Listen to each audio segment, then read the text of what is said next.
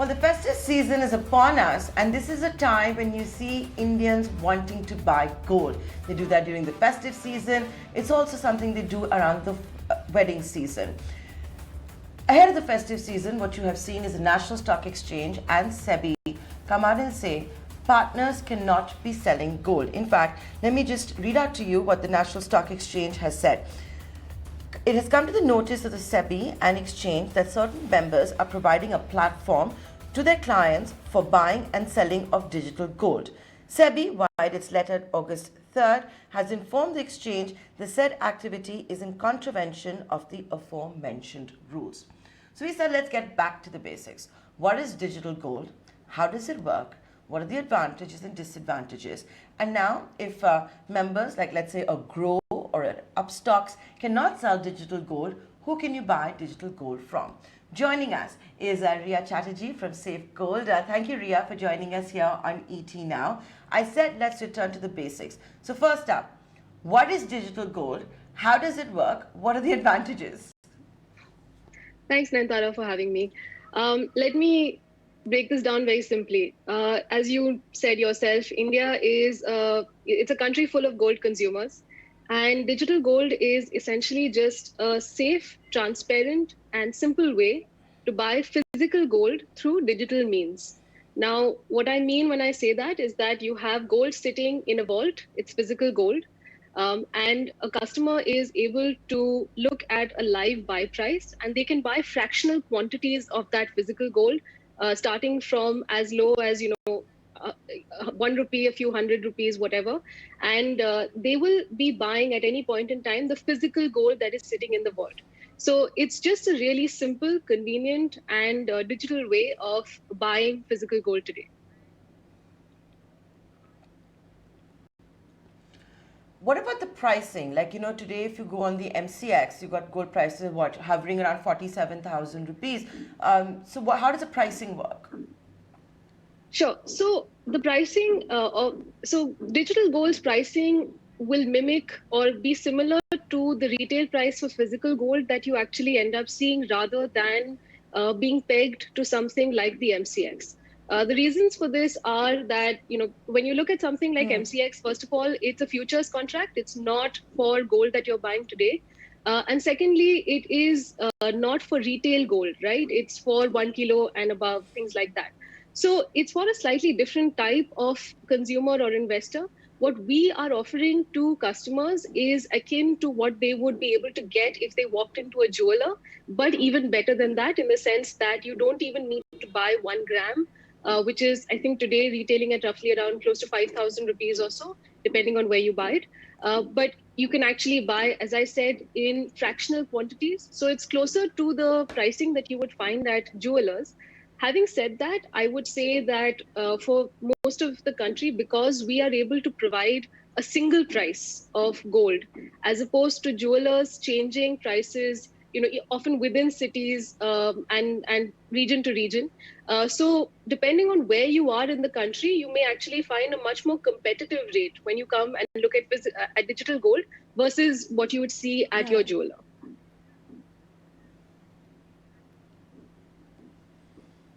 Okay, so now tell me something. How can digital gold be bought? Now, the reason we're also doing this discussion today on ET Now is because it's festive season, and SEBI and National Stock Exchange have said that certain members are not allowed to be in digital gold. We understand it impacts platforms like an Upstocks or a Grow. So where does one go to buy digital gold? You're absolutely right, Nantara. As of now, there are certain platforms which have been told to pause the sale of digital gold, such as most of it's specifically the wealth management or the brokerage platforms. I should just make it clear, as opposed to the vast majority of the platforms where we offer our product, which tends to be fintech companies, or even banks. So you could look for digital gold on Axis Bank, Federal Bank, Airtel Payments Bank, for example. You could go to Amazon Pay, Phone Pay, MobiKwik, various others. So we're present on about 45 plus different platforms, where you can go today and you would be able to find digital gold available, and you'd immediately be able to buy it. The reason I was also asking you this is because, in light of the confusion that's created, if someone wants to go in for this offering, the reason we've got you here is because you're in this business. What are the checks and balances they need to be careful of? Because, you can't have a situation where you buy digital gold and what if it becomes worthless, or, it's struck down by a regulator? That's a great point that you've raised. And I think that's actually the main worry that anybody has, right? Whenever they're buying gold, how safe is it? It's true that at this point in time, digital gold does not have any regulation, and we're absolutely cognizant of that. What we've tried to do is to set up the safest possible system in the absence of having sort of a regulated structure in place. Specifically, what we at SafeGold do is that we have an independent security trustee, which is a SEBI registered and regulated entity. In our case, it's IDBI trusteeship. And we also have an independent custodian, which is actually the vault where the gold is stored. And we have daily checks and balances between these two entities to make sure that, number one, there's always gold in the vault before I sell it to you. I'm not selling you a promise. I'm not selling you a piece of paper. I'm selling you physical gold. It's there in the vault. What if your gold somehow goes missing or something like that happens? What we've tried to set up through this, and I just say that the minute a customer buys digital gold, in our case, the legal title is transferred to them. So what that means is that the gold that's sitting in the vault at any point in time, regardless of what would happen to SafeGold, tomorrow or 10 years from now, you would be able to reach out to the trustee, even in our absence, and the trustee would be able to get you your gold because of the structure that we have set up. There is no situation in which you will be without your gold or without the money. And I would just say that that is a specific structure that only we have in place, in the sense of having a daily level of checks and balances. So Ria, let me simplify this. What you're basically trying to tell me is that SafeGold has some gold in a vault, and that gold is then taken out when purchased and given to a trustee. Who is the trustee? So the gold is actually sitting in a vault, and it's not given to the trustee. The trustee is recognized by the vault custodian as being one of the sort of authorized entities with regard to that gold. So the gold is sitting safely in a vault, which is sort of the same vault used by a bank. Got it. It's in layperson's terms, it would be like, how you keep money in a locker, and then you have this 2-key system, right? So if you think of the trustee holds the second key. The locker is actually where the gold is kept. It's where the vault custodian is storing your gold. The trustee has that second key.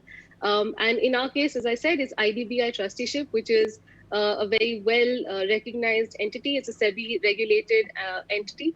And they are the ones who are acting as security trustees for the gold.